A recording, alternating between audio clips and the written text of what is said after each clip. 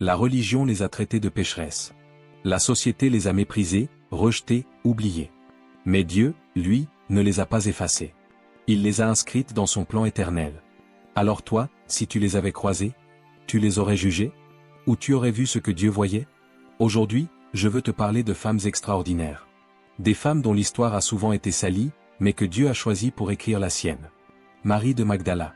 Prenons Marie de Magdala. Pendant des siècles, elle a été appelée prostituée. Sans preuve, sans nuance. Une étiquette qu'il y a collée à la peau. Mais regarde ce que Jésus a vu.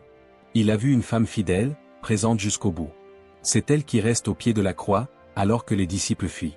C'est elle qui se rend au tombeau au matin de Pâques.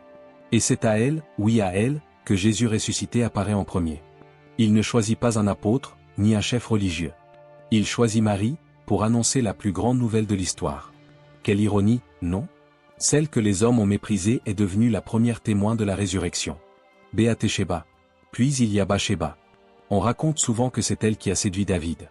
Mais si on lit bien l'histoire, on comprend que c'est David, roi puissant, qui l'a convoquée. Elle n'avait pas vraiment le choix. Ce qui suit est sombre, adultère, trahison, meurtre. Mais Dieu ne la réduit pas à cette page trouble. Il la relève.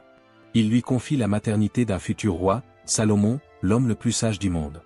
Et elle devient, elle aussi, un maillon essentiel dans la lignée du Messie. Ce que les hommes ont sali, Dieu l'a guéri. Et ce que les hommes ont oublié, Dieu l'a élevé. Rahab. Et que dire de Rahab? C'est écrit noir sur blanc, elle était prostituée à Jéricho. Personne ne cache son passé. Mais ce passé n'est pas ce qui la définit.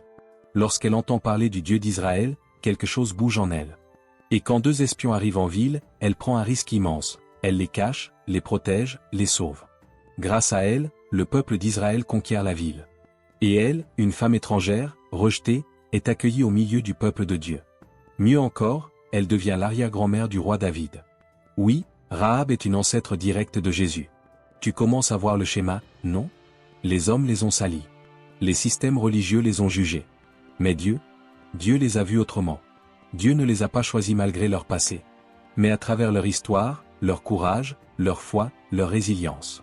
On pourrait aussi parler de Tamar, qui a pris des décisions radicales pour réclamer justice. Ou de Ruth, la veuve étrangère, qui devient un pilier de la lignée de David.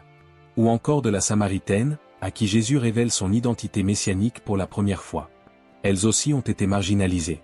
Elles aussi ont été incomprises. Et elles aussi ont été rachetées, restaurées, honorées.